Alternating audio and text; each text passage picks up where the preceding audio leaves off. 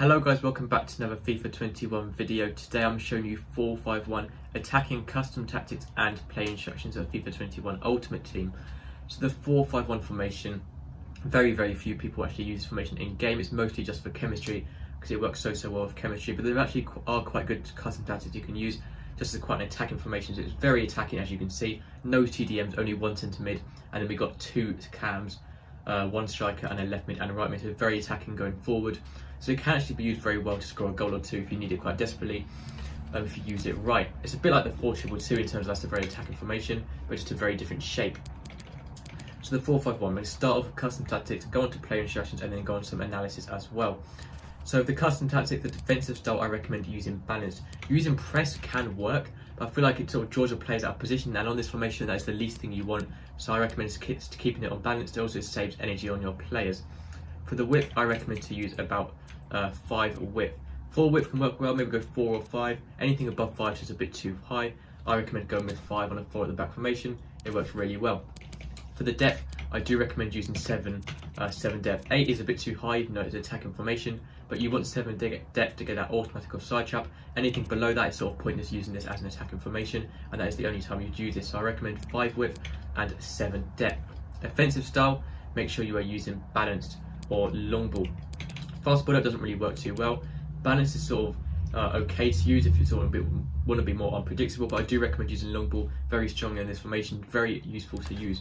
The reason for this, long ball just sort of helps push your players into the opposition box and up the pitch. So it works really well with this formation, seen as how attacking the players are. So pushing them forward, making sure they're always making runs forward, meaning you're going to score more goals. For the width, I recommend to use about 7 or 8 width. That's to really push out the left mid and right mid. It only affects those two players pretty much, but pushes them right up against the touchline, so they're as wide as possible, making use of all the width of the pitch, really stretching out the play, and it works really well to get those players forward and to get attacks going out wide and also through the centre with your centre mids and your cams. Players in box, use 6 to help overload the box. The more players you have once again going forward, just like long balls, the more players you have in the box, the more chance you're going to get, leading to more goals. Corners on 3 to once again overload that box and to get your tall defenders into the box who are likely to score headers, and just free kicks on 2. So now we're going to go on to the the player instructions. That was the custom tactics then. So for your single striker, he is on his own. You want him to be on stay central, so he is staying in the centre areas of the pitch in line with the opposition goal and making forward runs. He's going to be your main target man to sort of pass the ball to in the centre of the pitch. You want to be using getting behind, he's making forward runs behind the opposition defenders and stay forward. So he's always at the top of the pitch and not coming back to help when defending. So we're sort of going to do some analysis as well alongside sort of the play instructions as well, and then do some more analysis at the end. So I'm just going to get the formation up very simply like this.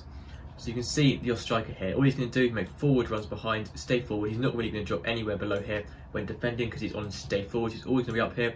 So say you have the ball down here from maybe they had a corner or something like that, he's always going to be up there. You can get the ball straight to him and start an attack going quickly. And all he's doing is staying in the centre of the pitch, not drifting out wide at all. So staying in the centre, you can get the ball to him from any player and just make forward runs through with him.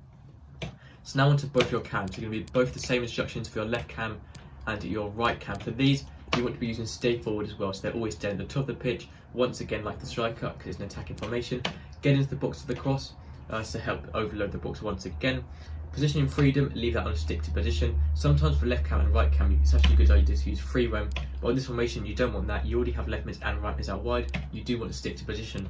Interceptions, leave on normal. So this position is quite important. The reason for this is because they're sort of sitting just behind the striker in terms of the height of how far up the pitch they are, sort of in between the cam and the striker, as you can see. But there's actually a very good diamond shape here as well with the striker and the cam. But this works really well when going forward, because when going forward, these are sort of the plays you're actually going to be using. So the centre mid will sort of be staying back, but anywhere above this line, so the left mid, right mid, 2 cams and the striker will all be pushing forward together, overloading the box. And these cams here sort of just support the strikers and also support the wingers out wide, resting in between both of those on either side. So they do have a very important role and can also get shots away, passes away, sort of create goals. So they are your chance creators really. So that's what you want on both your left cam and your right cam. For your left mid and your right mid, or your wingers in this case, you want to stay forward, so they're always staying at the top of the pitch as well once again. For chance creation, I recommend leaving that unbalanced width. Some people do like to use cut inside, but it really doesn't work on this formation, especially when you've already got quite a few central players. So you want balanced widths, they're staying out wide and getting crosses into the box. Support runs, It's up to you whether you want to use getting behind or balanced support. I recommend balanced support because they're left mids and right mids, not left wings and right wings, which works better with getting behind, but you do want balanced support. So sort of an extra passing option as well, sitting a bit deeper than wingers. Support on crosses, I recommend leaving on balanced crossing runs. If you have to get into the box to cross, they're going to run narrower to get into the box, and you don't want that. You want these players to be the ones getting the ball into the box through crosses, so leave that on at normal. And interceptions, leave on normal as well. So with these, literally all you have to be doing is very, very simple. They're just running up and down the pitch with these, just like so. I'll show you here, rub this out. Running up and down the touchline, not really cutting inside, and just running all the way down to the end, and then getting crosses in for your cams and your striker who have made runs into the box. That is why you want to be overloading the box, because when people make runs into the box, all you have to do is a simple cross in and you're very likely to score, or at least get a chance or something out of it. So with these, you really don't want to try and cut inside. Try and keep within that wide area right up against the touchline, which is why we're going with that wider width. On the offensive style, you can cut inside if you see an opportunity, but in general you want to stay out wide and get crosses into the box. So this is your instructions for your left mid and your right mid. On to the centre mid. By far the most important position on the pitch in this formation, because he's the only centre mid. He's sort of holding the whole team together on his own, sort of making passes, being the main playmaker, as you could say, to all these players around him. So for him, leave everything completely default apart from use cover centre, so he's staying in the centre of the pitch in his position and not drifting out wide, which is very important. But that's all you have to use. If you change it too much, it'll really mess his position up. You need him to be very free to do what he needs to do on his own in the centre of the pitch. So for him, all you have to be doing is very, very simple. This has to be a very good player, by the way, your centre mid. You can't just put some bad player here. It has to be a very, very strong player who's good on the ball. It's a very important player because he's sort of on his own in this area here. You can see there's no one near him at all. So he needs to be the main playmaker, getting the ball straight to either to your wingers, your cams, your striker, anyone here. Sort of like a spider web in the middle. He needs to be the main person in the middle, getting the ball, sort of distributing the ball to all your players around him, depending on who's made a good run. So it's a very important position. So if you lose the ball with him, you're most likely going to concede, and it's only against your back line. So it's a very important position. Not really pushing up, so you don't need to try and score with him or defend with him, but sort of holding the team together. So it has to be a very good player for that. So that's the instructions for the centre mid player. Now onto your two centre backs. For these, leave them default. For your fullbacks, use stay back or attacking, so staying back in the defensive line. Conservative interceptions to save energy, and run type, use overlaps, so making overlapping runs on the outside of the left mid and the right mid, so if you are going forward with them.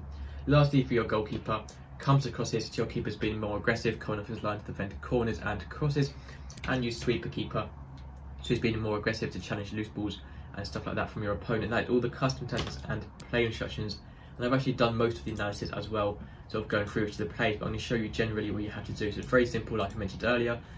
Obviously don't keep the ball with your centre back, so say you have the ball with your goalkeeper, get it out to your centre backs, but don't keep on the ball here, because if you lose the ball you're going to concede. So get it up to your fullbacks or your centre mid player, and when you have the ball with your centre mid, make sure you don't leave it, whether that's passing it around in triangles like this triangle here with your centre backs, but passing it around, and then with your centre mid, I would distribute the ball to any of your players which have had a good run, which is why using long ball is really helpful as well, because it pushes players up the pitch, making them make runs in behind, so you can get the ball easier to them, just helping out the centre mid. That is everything for this video today, guys. 4-5-1 custom tactics and play instructions. I hope you enjoyed the video. Thank you for watching, and I'll see you next time. Goodbye.